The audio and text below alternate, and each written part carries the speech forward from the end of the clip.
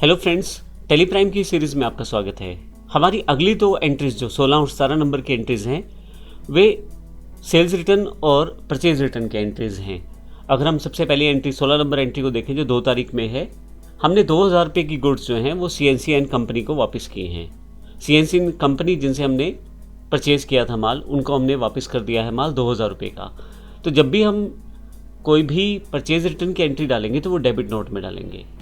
इसी तरह से नीचे वाली जो एंट्री है 3000 रुपये की, जिसमें हमने जो माल सेल किया हुआ है दिनेश एंड सन्स को, उन्होंने हमें प्रोडक्ट वापस कर दिए 3000 रुपये के। तो ऐसी एंट्री यानी कि जो सेल्स रिटर्न की एंट्रीज हैं वो क्रेडिट नोट के थ्रू डाली जाएंगी।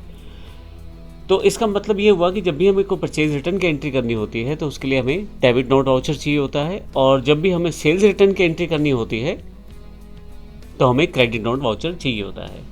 तो आइए देखते हैं प्रैक्टिकली इसको किस प्रकार से टेलीप्राइम में कर सकते हैं। मेरे पास टेलीप्राइम का गेटवे ऑफ टेली ओपन है। यहाँ से अगर मैं वाउचर्स में आ जाऊँ तो लास्ट ट्रांजैक्शन रिसिप्ट की रही, तो इसलिए रिसिप्ट वाउचर वहाँ सेलेक्टेड है, लेकिन मुझे यहाँ से डेबिट नोट की क्रेडिट नोट को सिलेक्ट करना है। आप देखेंगे कि वो वाउचर यहाँ पे नहीं है, लेकिन अगर आप ऑल्ट का बटन प्रेस करें तो आपके पास स्क्रीन पे वे सभी वाउचर्स जो हिडन फॉर्मेट में है वो सारे के सारे आपके पास एनेबल होकर सामने आ जाएंगे। जैसे डेबिट नोट और क्रेडिट नोट जो है वो F5 और F6 पर अवेलेबल है, लेकिन ऑल्ट की के साथ। इसका अर्थ ये हुआ कि ऑल्ट के साथ अगर मैं F5 दबाऊंगा तो डेबिट नोट ओपन हो जाएगा, और ऑल्ट के साथ F6 दबाऊंगा तो क्रेडिट नोट ओपन हो जाएगा। यहाँ अगर आप पेमेंट के साथ दिए गए छोटे से बटन को क्लिक करेंगे तो भी आपके पास यहाँ डेबिट नोट का ऑप्शन एनेबल हो जाएगा, यानी कि आप क्लिक करेंगे तो आपके पास ये ऑप्शन अवेलेबल हो जाएगा। तो जैसा मैंने बताया, डेबिट नोट जो है हमारे पास परचेज रिटर्न के लिए और क्रेडिट नोट जो है वो सेल्स रिटर्न के लिए प्रयोग किया जाता है। तो सबसे पहले हम डेबिट नोट की बात करते हैं। अब डेबिट नोट की एंट्री करने के लिए हमें सबसे पहले हमारे पास ज़रूरी है कि परचेज रिटर्न और सेल्स रिटर्न के अकाउंट्स होने चाहिए, लेजर्स होने चाहिए। तो आइए इन दोनों लेजर्स को मैं क्रिएट कर लेता हूँ।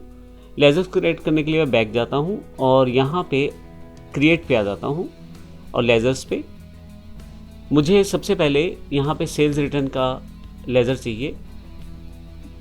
मैं सेल्स रिटर्न टाइप कर देता हूँ। ये अंडर सेल्स अकाउंट्स ही आएगा। हालांकि मैं आपको बिल्कुल बेसिक एंट्री करके दिखाना चाहता हूँ जिसमें डेबिट नोट वाउचर और क्रेडिट नोट वाउचर को ही क्लियर करना है इस कॉन्सेप्ट को, और देखना हमें सेल्स रिटर्न और परचेज रिटर्न को किस प्रकार से एंटर करते हैं। एडवांस एंट्रीज के लिए हम फर्दर आगे आने वाले सेशंस में सीखते चले जाएंगे। तो ये देखते हैं यहाँ पे मैंने, क्योंकि मुझे यहाँ पे सेल्स रिटर्न अकाउंट क्रिएट करना है तो वो हमेशा सेल्स अकाउंट्स के अंतर्गत ही क्रिएट करना है। Type of ledger note applicable कर देता हूँ। बैंकिंग डिटेल, मेलिंग डिटेल यहाँ नील है तो ये खाली हो जाएगा यहाँ से। ओपनिंग बैलेंस भी 0 है। फाइनली येस कर देता हूँ। इसी तरह से मुझे परचेज रिटर्न एक लेजर क्रिएट करना है तो वो भी क्रिएट कर लेता हूँ। परचेज रिटर्न जो है वो परचेज अकाउंट के अंतर्गत क्रिएट किया जाएगा, तो ये भी मैं क्रिएट कर लेता हूँ। और फाइनली यहाँ से फिर से इसको भी येस कर देता हूँ। तो मेरे पास 2 लेजर्स और क्रिएट हो गए हैं, परचेज रिटर्न और सेल्स रिटर्न। अब मुझे इनकी एंट्री करनी है। तो सबसे पहले मैं वाउचर्स पे आ जाता हूँ। अब मुझे डेबिट नोट का प्रयोग करना है परचेज रिटर्न को एंटर करने के लिए, और मुझे पता है यहाँ से पेमेंट के इस पॉइंट से मैं अगर क्लिक करूँगा तो मेरे पास डेबिट नोट वाउचर ओपन हो जाएगा। मैं शॉर्टकट के लिए फिर से ऑल्ट F5 का प्रयोग भी कर सकता हूँ, लेकिन अभी मैं यहाँ से डेबिट नोट पे क्लिक कर देता हूँ तो डेबिट नोट वाउचर मेरे पास ओपन हो गया है। यहाँ से इसका मैं मोड चेंज कर लेता हूँ, अकाउंटिंग इनवॉइस में रखता हूँ अभी से, ताकि मेरे पास एंट्री करते समय थोड़ी सी आसानी बनी रहे और आपको भी क्लियर हो जाए। बाकी मोड्स को हमने अभी तक कार्य में नहीं लिया है, यानी कि प्रयोग नहीं किया है। तो अब देखिए यहाँ पे सबसे ऊपर डेबिट नोट, यानी कि मैं जो परचेज रिटर्न करने वाला हूँ, ऐसे केसेस में सबसे पहले उस पार्टी का नाम आपको देना है। तो हमने जो परचेज किया हुआ CNC एंड कंपनी से किया हुआ, तो CNC कंपनी सेलेक्ट कर लेता हूँ। यहाँ से मैं बेसिक इन्फॉर्मेशन एंटर कर देता हूँ यहाँ से मैं। उसके पश्चात मुझे यहाँ पे जो परचेज रिटर्न है उसे सिलेक्ट करना है। देखिए मेरे पास ये लेजर यहाँ शो हो रही है परचेज रिटर्न, तो मैं सिलेक्ट कर लेता हूँ। कितने रुपए की परचेज मुझे रिटर्न करनी है।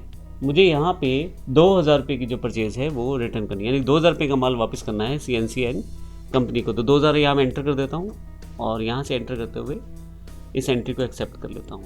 नरेशन टाइप करके येस कर देता हूँ। तो ये मेरे पास डेबिट नोट वाउचर के थ्रू मेरी जो परचेज रिटर्न की एंट्री है वो हो गई है।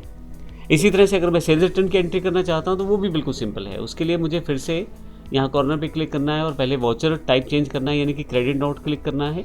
आप ऑल्ट F6 के साथ यहाँ पे क्लिक कर सकते हैं। अब पार्टी का नाम आपको देना है। यहाँ पे जो सेल किया था वो दिनेश एंड सन्स को मैंने किया था, तो फाइनली इनकी डिटेल्स मुझे सेलेक्ट करनी है।